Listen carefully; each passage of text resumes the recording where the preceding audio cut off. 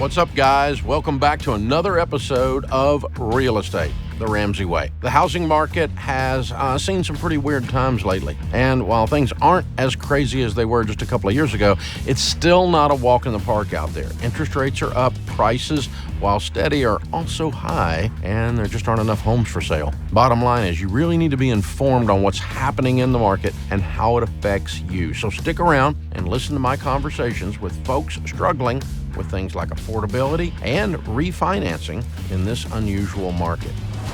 Caitlin joins us up next. She's in Arizona. Caitlin, welcome to the show. Hello, how are you? Good. How can we help today?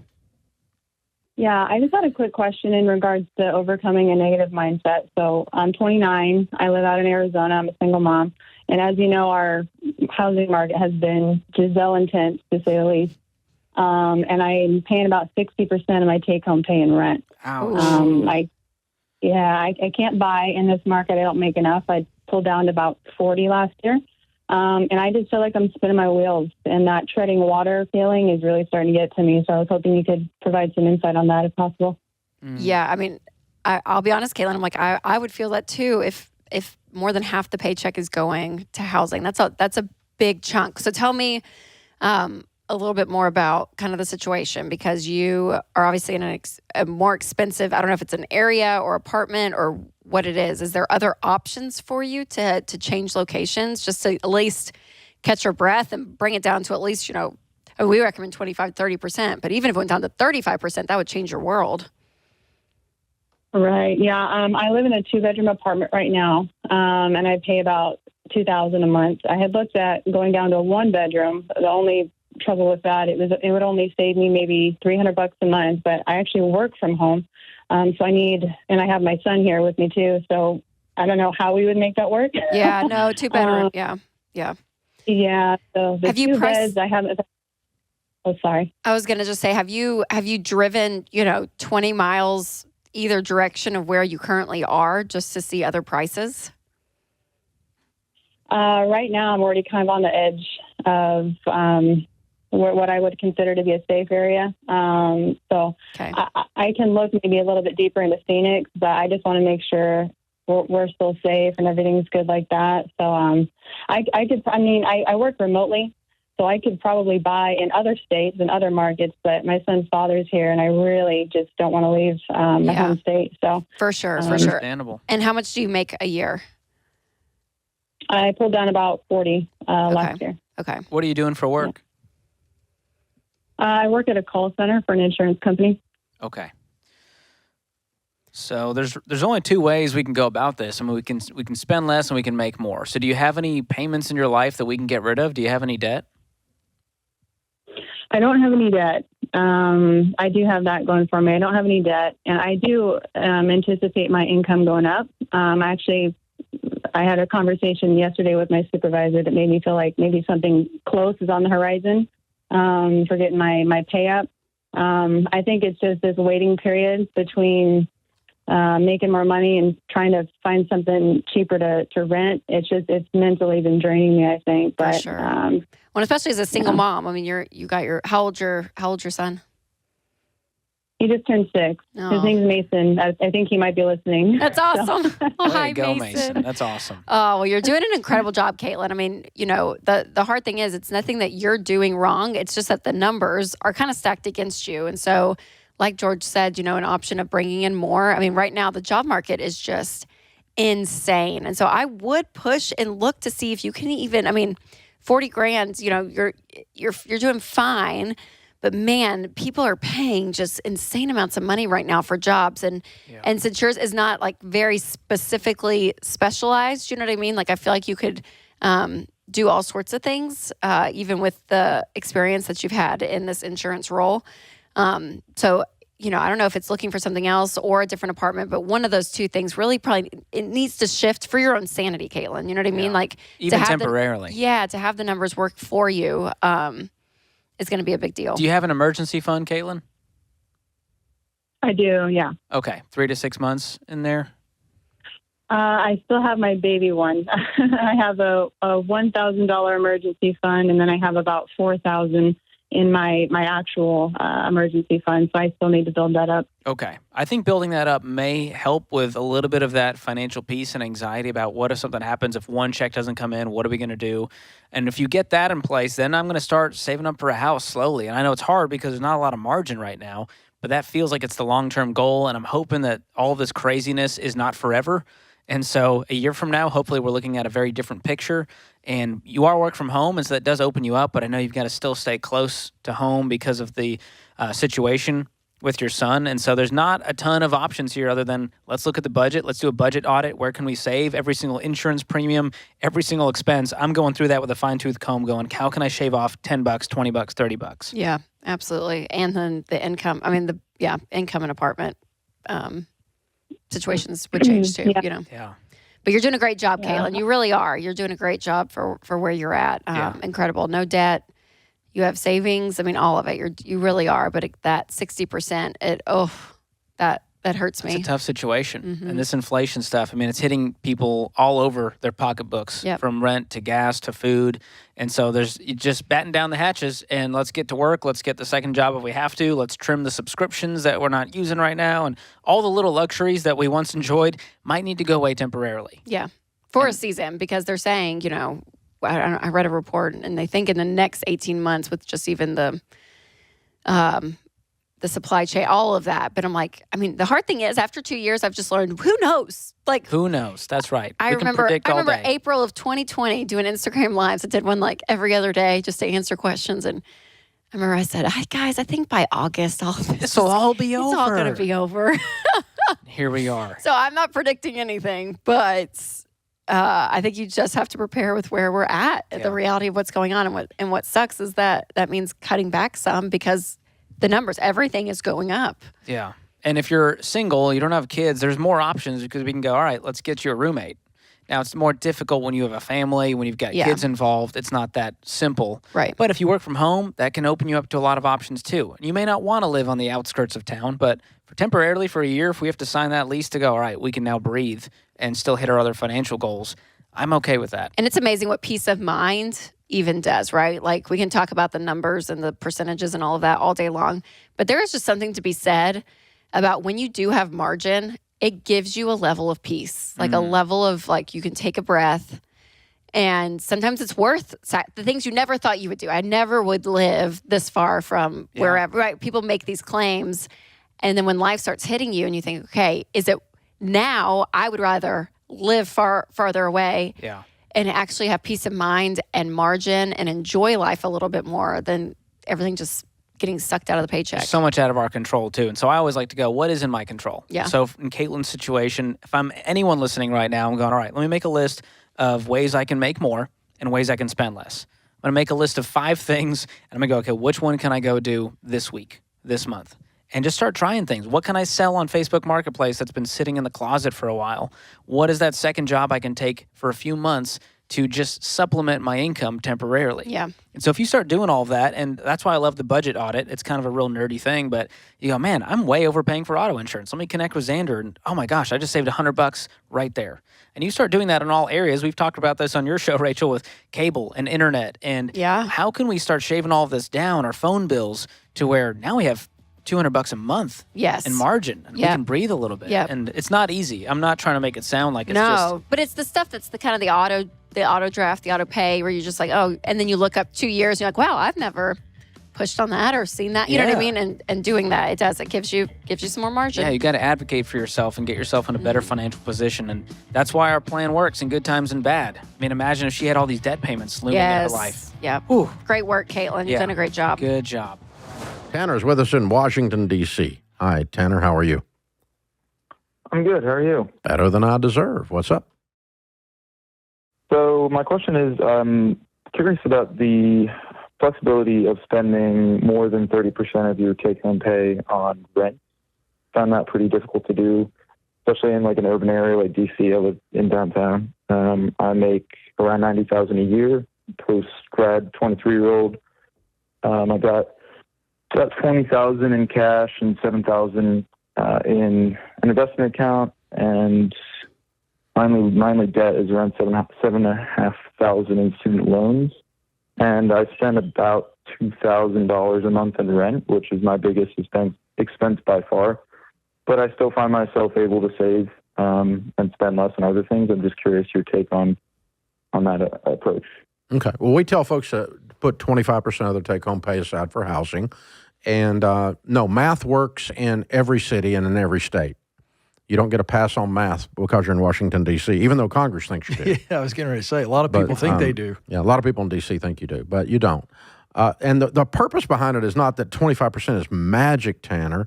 The purpose behind it is don't be house poor. If you find yourself able to save and able to invest because you keep all other parts of your lifestyle so low, then you're okay. But but what happens to most people is when they've got a high cost of housing in their budget, it squeezes their budget and there's not room to save up to buy the next car. So the next car becomes debt. And there's not room to save up for Christmas, and Christmas becomes debt. And there's not room to save up for a couch, and the couch becomes debt, and because it's all going out in house payment.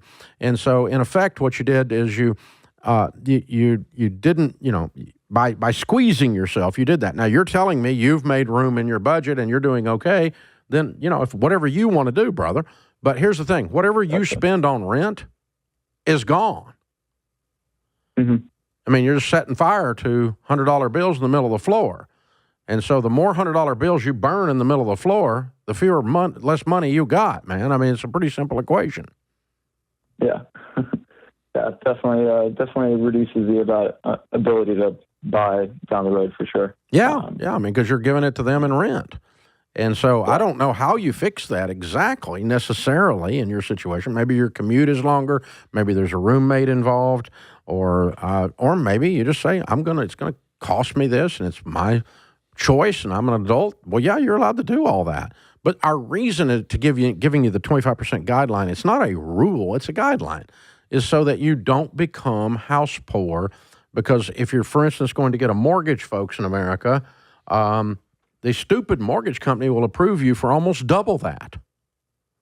I mean, they'll approve you close to 50% of your take-home pay, 36% of your ratio, and so, and that's not based on take-home pay, the 36, that you can get a house payment up close to half of your dadgum take-home pay, and there's just no way that budget works, people. And, well, I'm in California. Well, California, they got to do math too, even though your governor doesn't think so. You got to do math, it's not an option. Math is math, and it's not a moral construct. It's a math thing. Well, to win, Tanner, in professional world, financial world, you've got to sacrifice. Everybody who wins has to sacrifice something. And what we've done here with this 25%, you are now having to choose. Do you want to sacrifice money, as Dave said, by burning those extra $100 between the 5% that we're talking about? Or do you want to sacrifice a little bit of your time? Now, you're living downtown D.C. That's premium. And I get it. You may work on the Hill, who knows what you do, but you're there for a reason. But if you move out into the suburbs of Northern Virginia, I know it well, yes, it's a headache. But we'd rather you sacrifice the right thing, and that's why we put this. I want people to understand what we're teaching here. It's not to be hard and fast on a rule. It's to help you learn what you need to sacrifice. And in my situation, if I were in your situation, Tanner, I would be sacrificing my time, not my money. Yeah, 23 years old. Yeah. Yeah. I will tell you this, Ken. I did it worse than he's doing it. Sure. Worse. Yeah, he's in good shape. My wife and I get out of college, and here's how stupid we were. We go and rent we have 2 dogs. We're just out of college. Yep. We got 2 little jobs. We go and rent a 3-bedroom townhouse. Sure. Luxury. Right. Thing. Sure. That's like 5 times what we needed because we thought it was cool. Do you remember what were in the extra rooms? Nothing. Sure. Because by the time we finished paying the freaking rent, we had no money. Yeah.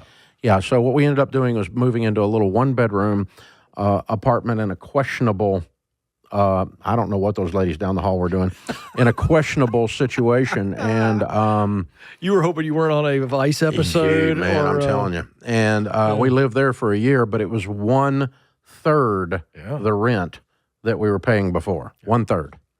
And so that'd be like you had an $1,800 rent, and we moved down to a $600 rent. Right. Kind of thing today.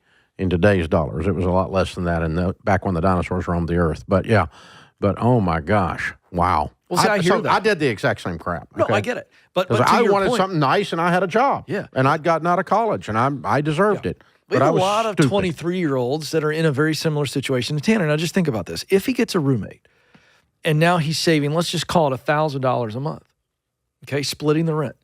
He's paying off that student loan debt of $7,000 really, really fast, and now he's just stacking money. Yeah, so that's what we're stacking talking cash. about. Stacking cash, man, so much smarter. The housing market isn't known for being easy to predict. That's why it pays to have a pro in your corner who's earned the Ramsey Trusted Shield. Ramsey Trusted real estate agents are the top experts in their areas. Plus, they have experience navigating a changing market, so don't step into the ring alone. Find a real estate agent you can trust at RamseySolutions.com/agent or click in the show notes. Debbie is with us in Detroit. Hi, Debbie. Welcome to the Ramsey Show. Hi, thanks for taking my call. Sure. What's up? My husband and I made a huge mistake. We moved into a house about 2 months ago, and with the housing market being so crazy and lots of competition for homes, we made a mistake of buying a house for more than we wanted to spend. We paid over list and appraisal, and we're now in a house that we just feel like we can't afford the mortgage payment. It also has a pool that is much more of an expense than we thought it would be. The house needs a lot of repairs, and some things have come up in the last couple of months that we didn't realize were going to need to be repaired right away. So my question is, should we plan on selling it or stay for at least 2 years and then not have to worry about capital gains? But if we sell it now, we would probably walk away with, losing about 40 grand. There is no capital gain when you lose money. Right. But on the odd chance if we were If to you make broke money on the even, if house. you break even, there's no capital Yeah. gain. Capital gain would only occur if you made a profit. Right. So it doesn't sound like that's a problem. Yeah. But if we sold it for what we bought it, if we just broke even, we'd probably lose about 40 grand with closing costs and everything. Mm-hmm. Mm-hmm. So what's your house payment? Well, that's the other thing too. It's more than what we thought it would be. With the property taxes are going to be more than we had planned for. So with property taxes and insurance, it's about $2,300 a month. And what's your monthly take-home pay in your household? About $9,000. Okay. All right. Well, you're slightly above what we would tell you, but not a huge amount. Right. It doesn't sound like this. Your house payment's not 40% of your take-home pay. This sounds more emotional than mathematical. Okay. We feel like we've been bleeding money ever since we moved into the house because of the pool and the repairs that have been needed. And What have you spent on just repairs? worried. I'm sorry? What have you spent on repairs? Well, with the pool, it's been over $1,000. With the repair, we just had a garage door repaired that was over $700. We need. What'd you pay for the house? We paid $410 for it. And you had $1,500 worth of repairs, and you're panicking? Yeah. Well, And then you we make also you make $140,000 a year? Yeah. Well. Yeah. Yeah. This is emotional. It doesn't sound like you're bleeding out. It feels like you got a little scrape on the knee, but it's just a lot. It sounds like it's more stress of just we're having to. I think do you a were lot to this super house. impulsive, and you did something that you wished you hadn't done, and that's what's killing you. The math's not killing you. Okay. I mean, So we should. it's not ideal. Yeah. But I probably would just breathe a little bit here. Okay. Okay, here's the thing. The house payment's not out of control. The repairs are not $28,000 in 1 month. They were $1,400 in 1 month. And you make $140. There's nothing here that's causing red sirens to go off and fireworks and panic in the numbers. Okay, now I understand you have a deep sense of regret because you feel like you impulsed and overpaid. But so I don't want to trade a $1,400 repair and a house payment that's slightly over the margins we teach, which are conservative, for a $40,000 loss. Right. Well, the other thing that I'm worried about too is we moved with our jobs because now we can do our jobs from anywhere after COVID. And there is a chance that my salary could be decreased based on where we're living now. Well, if that happens and you can't afford the house, we can talk about selling it then. But we don't sell a house on what might happen. The house might get hit by a tornado too. Yeah. But we're not going to sell it because it might. Right. Debbie, do you guys have any other debt other than this mortgage? We do have a car payment. We owe about $12,000 on a car. We only have one car. And then we, just from the move, we've got about $6,000 on credit cards. So it sounds like there's some other pieces to this puzzle that are causing this stress. Do you have an emergency fund? We have about $25,000 in savings right now. I would write a check and pay off the credit card and cut it up and pay off the car today. Right. Okay. And you guys need to get on a budget. You are not in control with your spending. Today's question comes from Jimmy in Kentucky. My wife and I are on baby step 3 and would love to buy a home, but we're nowhere near able to put down money on a house. We are concerned that the market will continue to increase before we can get a down payment saved up. Can we use my VA loan to take advantage of the 0% down payment to get into a house sooner and refinance in 3 to 5 years? Jimmy, I'm going to say no. I mean, VA loans, it's not a great option. I mean, there's so much with the fees, everything that is in that. It makes it a difficult mortgage. And between FHA, VA, and conventional, it's the most expensive. Unless you are disabled. If you're a fully disabled veteran, then they waive a lot of the fees and stuff. But it's not a good deal for you. And basically what you're doing is you're trying to find a way to game the system. You know, you want to scam the system. And the system isn't broke, and it means delayed pleasure. And yes, house prices are going to continue to go up. They're not going to continue to go up like they have been. The market has slowed down substantially. That is not going to price you out of the market, Jimmy. What will price you out of the market is doing it dumb and moving into something when you're broke and you have no down payment and you're not ready to buy.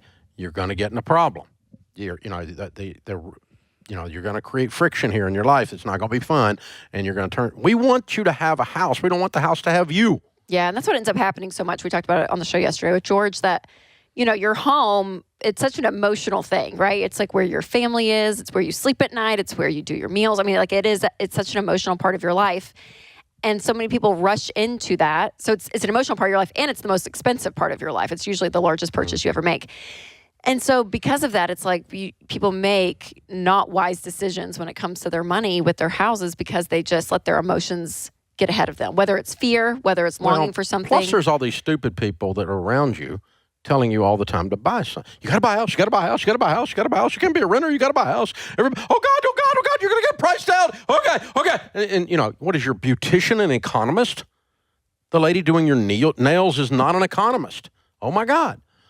So stop listening to these broke people with their craziness because I've heard that for 30 years. Yeah. For 30 years, I've heard I'm going to get priced out of the market. And I can tell you, real estate's considerably more expensive than when I started this show 30 years ago. but and it'll be more expensive 30 years from now when you're still doing the show. So, but God willing, the creek don't rise. But, oh my gosh. But there's a lot of outside pressure, family members and everybody else. Oh, you haven't bought a house yet? So you've been married 26 seconds and you hadn't bought a house? Oh my God. And there's all this craziness out there. Well, that, and then on top of all the emotion of just the recent. Yeah. Real estate, I mean, all of it, right? So it's I don't know, there's a lot going on. 2020 was one of the highest increases in house prices in history. Yeah. Of all time. I mean, in modern history. And 29% it went up. Oh, that's unbelievable. Yeah. Unprecedented, as they say in the COVID language. But yeah, oh my gosh. Yeah, that's just crazy. And so it scares the crud out of you. But that's not going to be what happens going forward. It's also not going to crash. For those of you waiting on the prices to go down. Well, let's talk about this because there's been so much, I feel like even in the recent probably like week or two about the real estate market because I read an article this morning, the 7 cities where it continues to increase substantially, right? So so I read that. And then there are places though that you're seeing prices go down. And so the important thing there is to remember that still sellers, some of them are still in the mindset of, oh, I can make so much. They're still looking for a sucker coming from another city. So when you're seeing those prices, I just want to know your thoughts on it. Is it going back to just true home value of what the house is really worth versus the inflated prices? Yeah. And so when do you know what your house is valued at? Like a true value after all the craziness of it going up so fast? Is it that you can you still run comps? Do you know what I mean? Because going up so fast is a reality. Okay, so the definition of market value for real estate, when I was in appraisal class 1,000 years ago, is still in college, is still the definition. And every real estate test you ever take to get your real estate license is when a willing buyer meets a willing seller and neither are under duress. Okay? Webster. I'm going to call you Webster. Well, I mean, so here's the deal. So you have a buyer and a seller, technical. and neither one of them are freaking out. Okay. The seller is not motivated by a divorce or a bankruptcy or something else. Okay. The buyer is not over motivated because the last 3 houses they put offers in they didn't get. And so the marketplace is so white hot that the buyer is under duress. And so some of these buyers were paying above market value, but their purchase does not enter into an appraisal.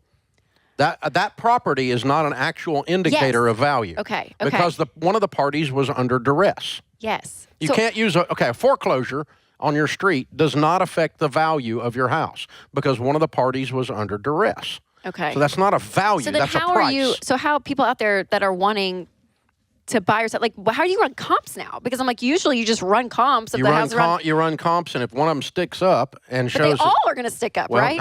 Maybe. I mean, if everybody was a white-hot buyer in the whole area, then the value probably has gone up. Yeah. Because the marketplace was in duress in that sense. Right. But if you got some one-offs, like, we talked about during the thing, I live in a neighborhood where, like almost all the houses that sold it's a nice neighborhood, sold recently were California people moving in with California equity, and the Tennessee people are sitting there going, I got a sucker on the hook here. Yeah. They're going to way overpay because they can't get a house. There's a shortage. And so they're overpaying substantially over value. And so enough of that happens, then other people get greedy and they're like, well, I didn't really want to sell my house, but if I could sell it for that, I'd sell it. Yeah, 100%. What the heck? And one of the guys I was playing golf with, we talked about that during the streaming thing that we're doing. He goes, I put mine on the market, I put an extra $200,000 on it looking for one of those California suckerfish. I'm going to hook me one, and it didn't sell. Yeah. And he said, I haven't been able to hook one, so the market has calmed down. Yep. The market has calmed down. And the migration from California or New York or wherever into these other markets, southeastern markets primarily, is slowed down. Yep. But we've had 1 million plus people displaced from just California and New York. Yeah.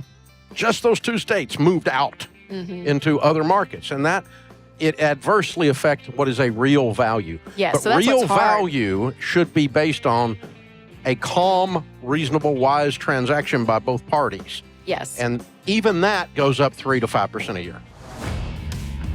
Remember, folks, you never want to let the housing market control your housing decisions. Only your personal situation and finances should do that. If you're prepared to buy or sell a home, then it's a good time to do it, even if the market is changing. If you're not prepared, then it's not a good time, even if the market looks favorable. And if that's the case, it'll be worth the wait to get in a better financial position to do things the right way.